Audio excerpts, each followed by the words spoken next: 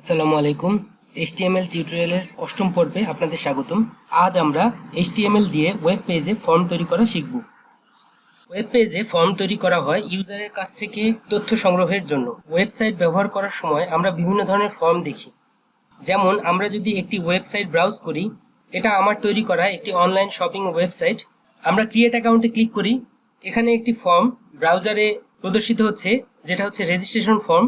এই ফর্মে data input করে একজন ইউজার এই ওয়েবসাইটে অ্যাকাউন্ট তৈরি করতে পারবে। আবার কারো যদি অ্যাকাউন্ট তৈরি করা থাকে তাহলে লগ ইন পেজে ক্লিক করলে লগ ইন ফর্ম প্রদর্শিত হবে, যেখানে একজন ইউজার তার ইমেল অথবা ফোন নাম্বার এবং সাথে পাসওয়ার্ড দিয়ে তার যে অ্যাকাউন্ট তৈরি করা আছে সেই অ্যাকাউন্টে লগ ইন করতে পারবে।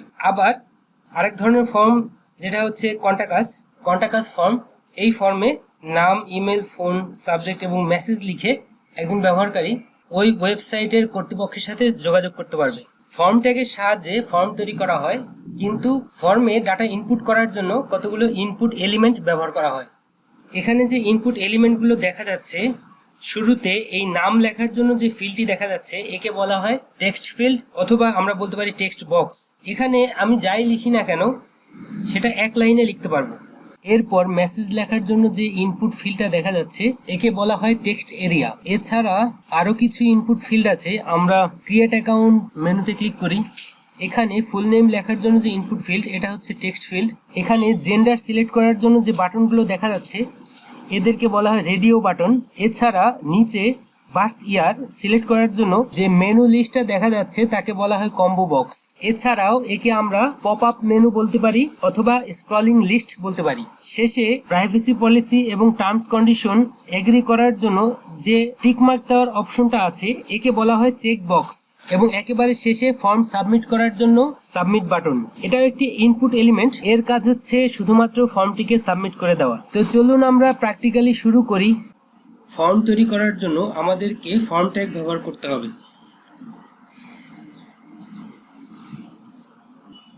ফাইলটি সেভ করি এবং নোটপ্যাডে ওপেন করি। তো কিছুই দেখা যাবে না, কারণ ফর্ম তৈরি হয়েছে ঠিকই, কিন্তু ফর্মে কোনো ইনপুট এলিমেন্ট ব্যবহার না করার কারণে ব্রাউজার কিছুই প্রদর্শন করছে না। আমরা উপরে যদি একটু লিখে নেই, সেভ করি, ব্রাউজার রিফ্রেশ করি, তাহলে আমাদের ব্রাউজারে ফর্ম লেখাটি হেডিং আকারে প্রদর্শিত হবে। আমরা সাধারণ টেক্সট বক্স বা টেক্সট ফিল্ড তৈরি করার জন্য ইনপুট ট্যাগ ব্যবহার করি। এটা একটি এমটি ট্যাগ, এর কোনো ক্লোজিং ট্যাগ নাই। ফাইলটিকে সেভ করি, ব্রাউজার রিফ্রেশ করি, তাহলে এই ইনপুট ট্যাগটি লেখার কারণে আমাদের ব্রাউজারে একটি টেক্সট বক্স তৈরি হবে। আমরা এই ইনপুট ট্যাগের শুরুতে যদি লিখে দেই নেম, সেভ করে রিফ্রেশ করি, তাহলে ব্রাউজারে এভাবে প্রদর্শিত হবে। তো সাধারণত যখন আমি নেম লিখলাম তখন ইউজার ব্রাউজারে এই নেম লেখা দেখে বুঝবে যে টেক্সট বক্সে একটি নাম লিখতে হবে, কিন্তু এই ফর্মটি সার্ভারে যখন সাবমিট করা হবে তখন এই ইনপুট ফিল্ডে কিসের ডাটা ইনপুট করা হয়েছে তা সার্ভার বুঝতে পারবে না। তো সার্ভারকে বোঝানোর জন্য আমাদের এই ইনপুট ট্যাগের একটি নাম দিতে হবে। ইনপুট ট্যাগের নাম দেওয়ার জন্য আমাদের নেম অ্যাট্রিবিউটটি ব্যবহার করতে হবে। তো আমরা এই নেম অ্যাট্রিবিউটের ভ্যালু হিসেবে যদি লিখে দেই ইউজার নেম, সেভ করি, ব্রাউজার রিফ্রেশ করি, যদিও কোনো পরিবর্তন হচ্ছে না, কিন্তু এই নেম অ্যাট্রিবিউটের কারণে এবং ইউজার নেম ভ্যালুর কারণে সার্ভার সহজেই বুঝতে পারবে যে এই ইনপুট ট্যাগে যে ডাটা ইনপুট দেওয়া হয়েছে সেটা ইউজারের নাম। ঠিক একইভাবে আমরা আরেকটি ইনপুট যদি নেই ইমেল এবং ইনপুট ট্যাগ লিখি, এর নাম দেই ইমেল, সেভ করি, ব্রাউজার রিফ্রেশ করি। তো এই ইনপুট ট্যাগ এমটি ট্যাগ হওয়ার সাথে সাথে ইনলাইন এলিমেন্ট, যার কারণে এই ফিল্ডগুলো সব পাশাপাশি চলে এসেছে। নেম ফিল্ডের পরে একটি বিআর ট্যাগ ব্যবহার করতে পারি, এতে পরবর্তী ইমেইলের জন্য যে ফিল্ডটা তৈরি করা হচ্ছে সেটা নিচের লাইনে চলে যাবে। HTML4 ভার্সনে শুধুমাত্র টেক্সট টাইপের ইনপুট ফিল্ড দ্বারাই নেম, ইমেল, ফোন নাম্বার ইত্যাদি ডাটার ইনপুট নেওয়া হতো। তো ডাটা ভ্যালিডেশনের সুবিধার্থে HTML5 ভার্সনে এই টেক্সট ফিল্ডগুলোর আলাদা আলাদা টাইপ তৈরি করা হয়। আমরা এই ফর্মটি সাবমিট করার জন্য একটি ইনপুট ফিল্ড তৈরি করি, ডাটা ভ্যালিডেশন কি এবং এর সুবিধা কি আমরা সেগুলো নিয়ে আলোচনা করব। কিন্তু তার আগে আরেকটা জিনিস বলে নেই, সেটা হচ্ছে ইনপুট ফিল্ডের আবার কয়েকটি ধরন আছে। যেমন আমরা একটু আগে রেডিও বাটন দেখিয়েছিলাম, সেটাও ইনপুট ট্যাগের সাহায্যে তৈরি করা হয়।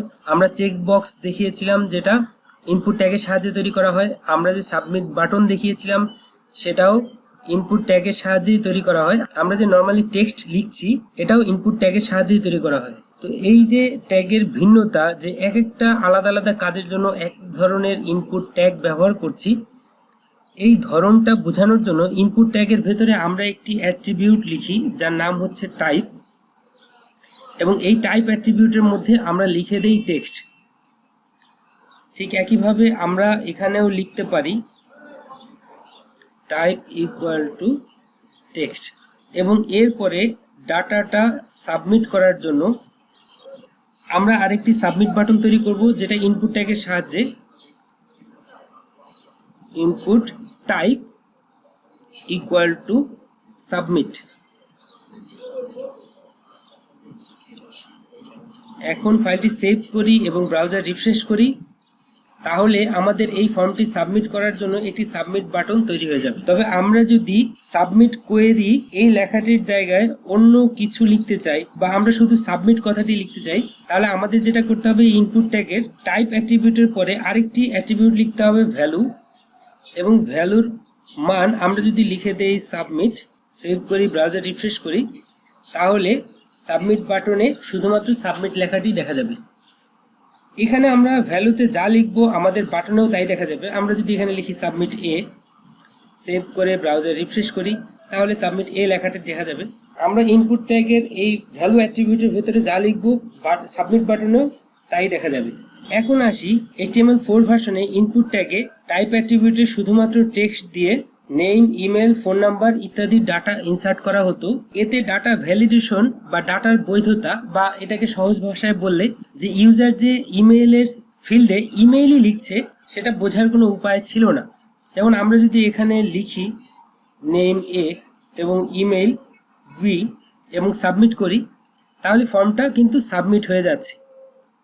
আমরা এখন বুঝবো না, কারণ হচ্ছে আমরা ফর্মটা কোথায় সাবমিট হবে বা কিভাবে সাবমিট হবে এসব কিছু এখন লিখিনি। এটা নিয়ে আমরা ইনপুট এলিমেন্টগুলো শেষ করে আমরা এই ফর্মের অ্যাট্রিবিউট বা কিভাবে ফর্মটা সাবমিট করা হয় সেটা নিয়ে বেসিক কিছু আলোচনা করব। তো এখন আমরা যদি ইমেল ফিল্ডের জন্য টাইপ টেক্সট না লিখে আমরা ইমেল লিখে দেই, যেটা HTML5 ভার্সনে ডাটা ভ্যালিডেশনের জন্য এই টাইপ অ্যাট্রিবিউটের ভ্যালুগুলো তৈরি করা হয়েছে। তো সেক্ষেত্রে কি হবে, ব্রাউজার রিফ্রেশ করে আমরা যদি এখন ইমেইলে আমরা নেম লিখেছিলাম এ এবং ইমেল বি লিখে যদি সাবমিট করি, তাহলে এখন কিন্তু ইমেল ফিল্ডটা সাবমিট হচ্ছে না। আমাকে একটি অ্যালার্ট দেওয়া হচ্ছে, please enter an email address. যখনই আমি ইনপুট ট্যাগে টাইপ অ্যাট্রিবিউটের ভ্যালু লিখে দিলাম ইমেল, তো ফর্ম সাবমিটের সময় এই ফিল্ডে আসলে কি ইমেল অ্যাড্রেস লেখা হয়েছে কিনা সেটা চেক করে দেখবে। এটা HTML4 ভার্সনে ছিল না, তখন জাভাস্ক্রিপ্ট দিয়ে এই কাজগুলো করতে হতো। তো এখন HTML5-এ সরাসরি HTML ভাষায় ডাটা ভ্যালিডেশন করা যায়, বা একটা ডাটা সেটা ইমেল কিনা বা ফোন নাম্বার কিনা বা শুধু নাম্বার কিনা বা টেক্সট কিনা এগুলো চেক করা যায়। HTML5 ভার্সনে এই সুবিধাগুলো নিয়ে আসা হয়েছে। তো আমরা যদি এখন এই বি এর পরে একটা @ দিয়ে email.com লিখে সাবমিট বাটনে ক্লিক করি, তাহলে কিন্তু ফর্মটা সাবমিট হবে। আমরা বিআর ট্যাগগুলোকে একটু কপি করে নেই যাতে বারবার টাইপ করতে না হয়। এরপর আমরা আরেকটি ইনপুট ফিল্ড তৈরি করব, যেটা হচ্ছে টাইপ ইকুয়াল টু পাসওয়ার্ড, এবং এটার নেম দেই পাস। তো এটা সেভ করি এবং ব্রাউজার রিফ্রেশ করি।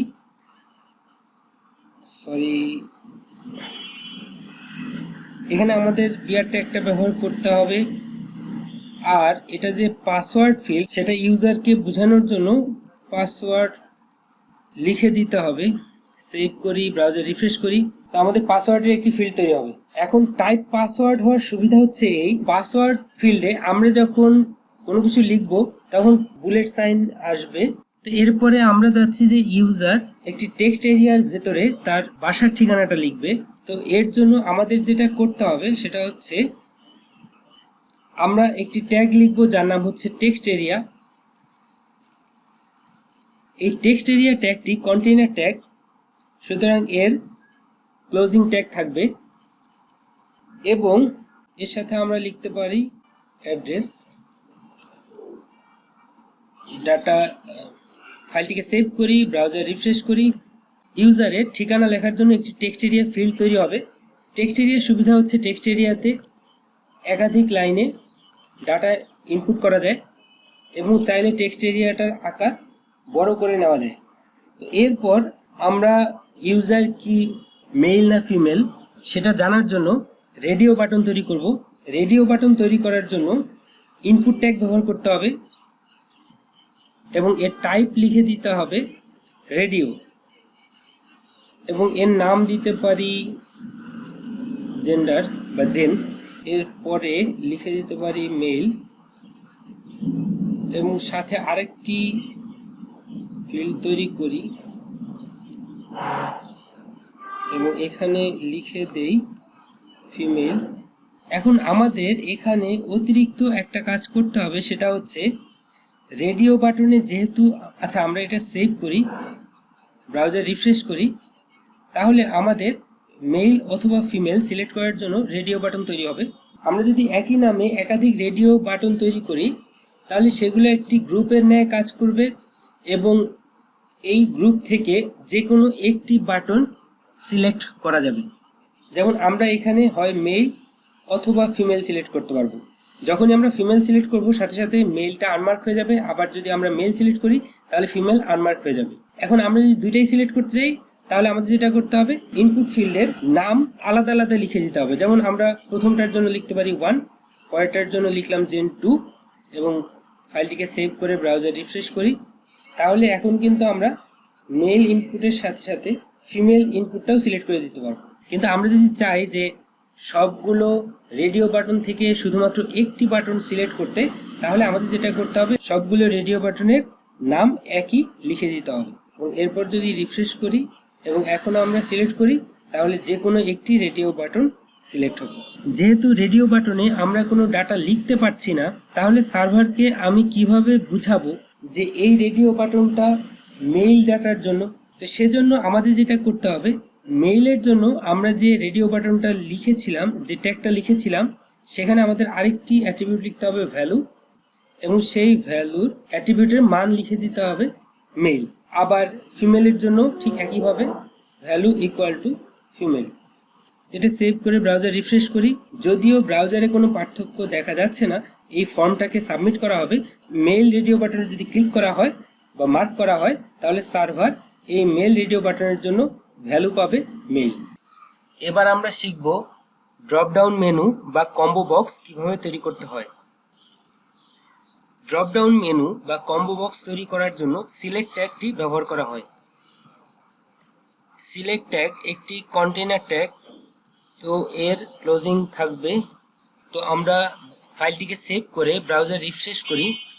এই সিলেক্ট ট্যাগের কারণে আমাদের ড্রপ ডাউন মেনু বা কম্বো বক্সটি তৈরি হয়েছে, কিন্তু যেহেতু আমরা এর ভেতরে কোনো আইটেম লিখিনি তাই ড্রপ বক্সটি কোনো আইটেম শো করছে না। তো ড্রপ ডাউন মেনুতে আইটেম যোগ করার জন্য সিলেক্ট ট্যাগের ভিতরে আরেকটি ট্যাগ লিখতে হয় যার নাম হচ্ছে অপশন। অপশন শেষ করি। এই অপশনের ভেতরে আমরা যদি লিখে দেই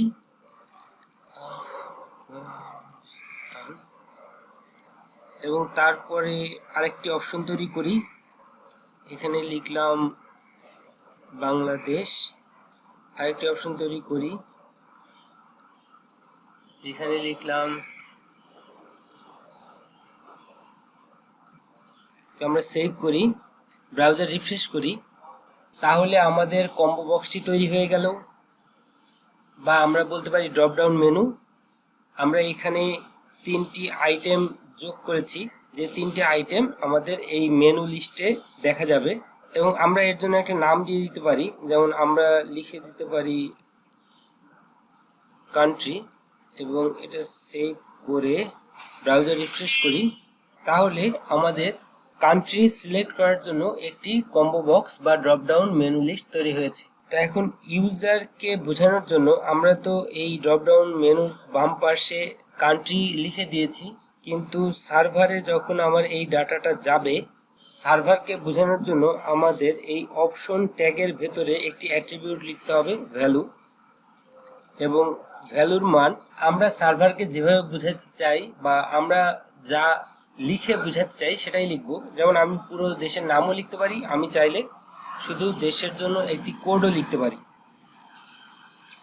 ঠিক একইভাবে বাংলাদেশের জন্য তাই করতে হবে। ভ্যালু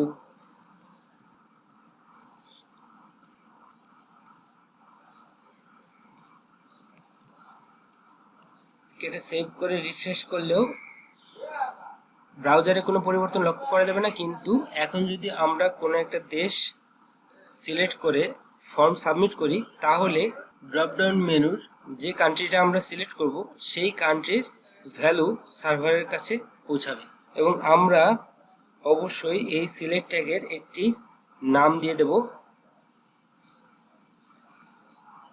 আমরা যদি চাই যে আমাদের ফর্মটি ব্রাউজারে লোড হলে ড্রপডাউন বক্সে শুরুতে দেশের নাম দেখাবে না, তাহলে আমরা একটি নতুন অপশন তৈরি করব এবং এর ভ্যালু না দিলেও চলবে। অপশন শেষ করি এবং এখানে ডাটা লিখি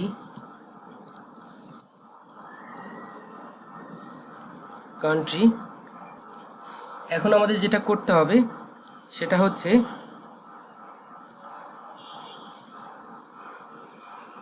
ডিসেবলড লিখে দেব, তাহলে এই ফিল্ডটা ইউজার সিলেক্ট করতে পারবে না। সেভ করি, ব্রাউজার রিফ্রেশ করি, তাহলে আমাদের প্রথম যে অপশন চুজ কান্ট্রি এটা আমাদের কম্বো বক্সে দেখা যাচ্ছে না, কারণ হচ্ছে আমরা এই আইটেমটাকে ডিসেবল করে রেখেছি। আমাদের ড্রপডাউন মেনুতে লিস্টেড আছে, কিন্তু ডিসেবল থাকার কারণে এটা শুরুতে শো করছে না। তো শুরুতে শো করার জন্য আমাদের যেটা করতে হবে, এই ডিসেবলের পরে আরেকটি অ্যাট্রিবিউট লিখতে হবে, সেটা হচ্ছে সিলেক্টেড, এবং এরপর আমরা ফাইলটিকে সেভ করে ব্রাউজার রিফ্রেশ করলে, ফর্মটাকে লোড করলে এখন কান্ট্রি ড্রপডাউন মেনুতে আমাদের প্রথমে চুজ কান্ট্রি শো করছে। আমরা এই ড্রপডাউনে ক্লিক করলে দেশের লিস্টগুলো দেখা যাবে, চুজ কান্ট্রিটা সিলেক্ট করা যাবে না। এছাড়া আমরা যদি চাই যে ফর্ম ব্রাউজারে লোড হওয়ার সাথে সাথে ড্রপডাউন বক্সে সিলেক্টেড আইটেম হিসেবে বাংলাদেশ কান্ট্রিটা শো করবে, বাংলাদেশ আইটেমটা যে অপশন ট্যাগের ভেতরে লিখেছি সেখানে একটি অ্যাট্রিবিউট লিখতে হবে সিলেক্টেড, এবং ফাইলটিকে সেভ করে ব্রাউজার রিফ্রেশ করি। ব্রাউজারটাকে লোড করতে হবে, এটা ফায়ারফক্সের একটি সমস্যা। তাহলে আমাদের কান্ট্রি ড্রপডাউন লিস্টে বাংলাদেশ সিলেক্টেড অবস্থায় থাকবে। আমরা যদি চেকবক্স তৈরি করতে চাই, তাহলে আমাদের একটি ইনপুট ট্যাগ লিখতে হবে এবং এর টাইপ লিখে দিতে হবে চেকবক্স,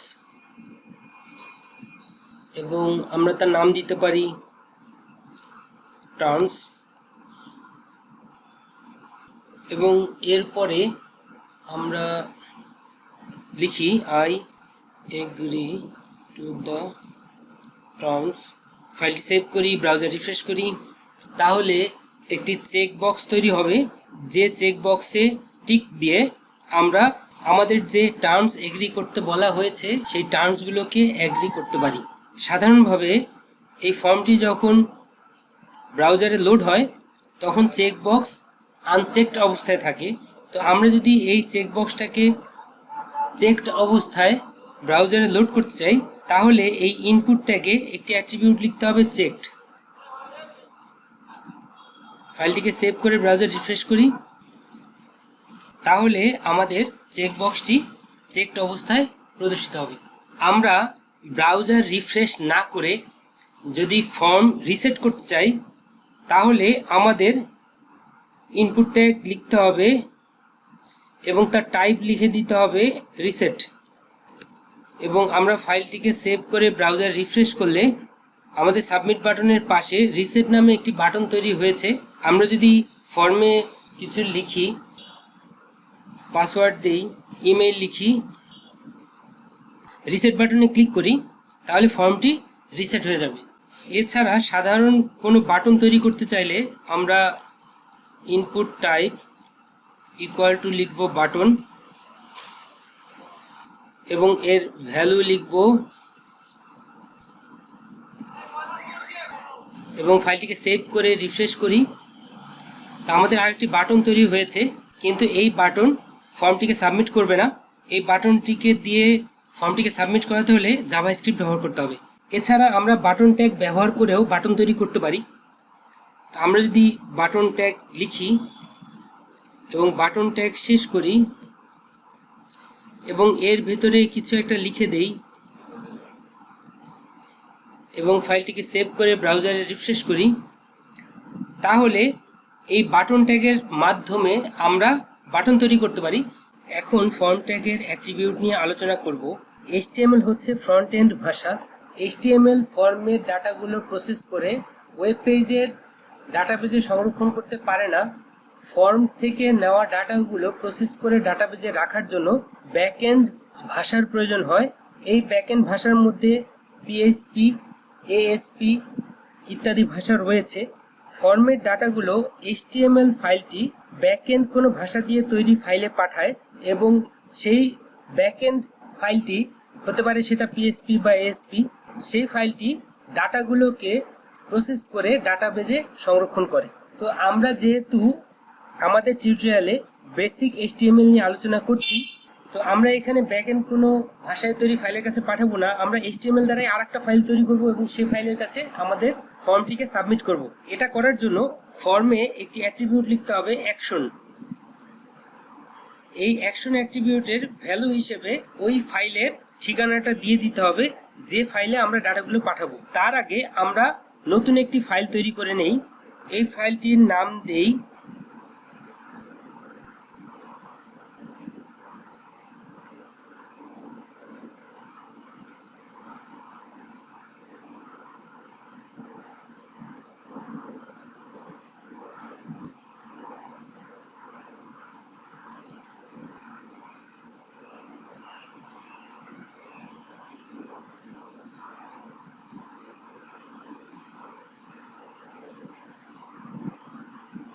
তো আমরা এই ফাইলটিকে সেভ করি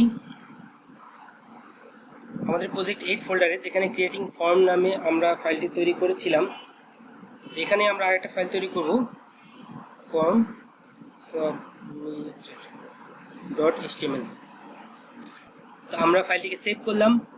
এখন আমাদের আইসিটি প্রজেক্ট ফোল্ডারে, প্রজেক্ট 8 ফোল্ডারের ভেতরে আমাদের এই দুটি ফাইল পাশাপাশি আছে। তো আমরা শুধুমাত্র এখানে ফাইলের নাম লিখে দিলেই চলবে। তো আমরা ক্রিয়েটিং ফর্মসে গিয়ে এই অ্যাকশন অ্যাট্রিবিউটের ভ্যালু হিসেবে ফর্ম submitted.html ফাইলের নামটা লিখে দেব। এখন ফাইলটি আমরা সেভ করি, ব্রাউজার রিফ্রেশ করি। আমরা ফর্মটাকে সাবমিট করে দেখব সেটা ঠিকঠাকভাবে ফর্ম submitted.html ফাইলটির কাছে পৌঁছাতে পারে কিনা। তো আমরা একটা নাম দেই, ইমেল অ্যাড্রেস, পাসওয়ার্ড দেই, gender, country Bangladesh, agree to the terms. Okay, আমরা ফর্মটিকে সাবমিট করি। তো ফর্মটি সাবমিট করার পরে যে ফাইলটা আমরা অ্যাকশন অ্যাট্রিবিউটের ভিতরে লিখেছিলাম ফর্ম submitted.html, তো ফর্ম submitted.html ফাইলটি ব্রাউজারে ওপেন হলো। সাথে আমরা ফর্মে যে ডাটাগুলো লিখেছিলাম সেই ডাটাগুলো ওই ফাইলের কাছে সাবমিট করা হয়েছে। তো এখন ফর্ম সাবমিটের দুটি মেথড আছে, একটিকে বলা হয় গেট মেথড এবং অন্যটিকে বলা হয় পোস্ট মেথড। আমরা এখন ফর্ম সাবমিট করার সময় যে মেথডটি ব্যবহার করেছি সেটা হচ্ছে ডিফল্ট গেট মেথড। আমরা যদি কোনো মেথড ফর্মের অ্যাট্রিবিউটে না লিখি তাহলে ডিফল্ট গেট মেথডে ফর্মটি সাবমিট হয়। মেথড যদি লিখি অ্যাকশন অ্যাট্রিবিউটের পরে ইকুয়াল টু ডিফল্ট যেটা থাকবে সেটা হচ্ছে গেট মেথড, এবং আমরা এটা সেভ করে যদি আমাদের পূর্বের ফর্মে ফিরে যাই এবং আমরা এই ফর্মটিকে আবার সাবমিট করি তাহলে দেখা যাবে ফর্ম সাবমিট হয়েছে এবং ইউআরএল এ আমরা যে ডাটাগুলো পাঠিয়েছিলাম সেই ডাটাগুলো গেট মেথডের কারণে দেখা যাচ্ছে। তো গেট মেথডে ইউআরএল এর মধ্যেই ফর্মের সকল ডাটাগুলোকে পাঠিয়ে দেওয়া হয়। সর্বোচ্চ 2048টি ক্যারেক্টার পাঠানো যায়। তবে গেট মেথডটার চাইতেও বেশি সিকিউরড হচ্ছে পোস্ট মেথড। পোস্ট মেথডে কি হয়, যত ইচ্ছে ক্যারেক্টার পাঠানো যায়, কিন্তু সেই ক্যারেক্টার সিকিউরড পাথ ধরে সার্ভারের কাছে পৌঁছায়, ইউআরএল এ কোনো ডাটা শো করে না। আমরা যদি ফর্ম ট্যাগের মেথড অ্যাট্রিবিউটের ভ্যালু দিয়ে দিই পোস্ট এবং ফাইলটি সেভ করে ফর্মটিকে আবার সাবমিট করি, তাহলে এবারও ফর্ম সাবমিট হয়েছে। কিন্তু আমরা যদি ইউআরএল এর দিকে খেয়াল করি তাহলে দেখব যে এখানে শুধু ফর্ম সাবমিটেড .html ফাইলটির ইউআরএলই দেখা যাচ্ছে, কিন্তু এরপরে যে ডাটাগুলো আমরা সাবমিট করেছিলাম সেই ডাটাগুলো আর দেখা যাচ্ছে না। তো আশা করি ওয়েব পেজে HTML দিয়ে ফর্ম কিভাবে তৈরি করতে হয় তা আমরা শিখতে পেরেছি।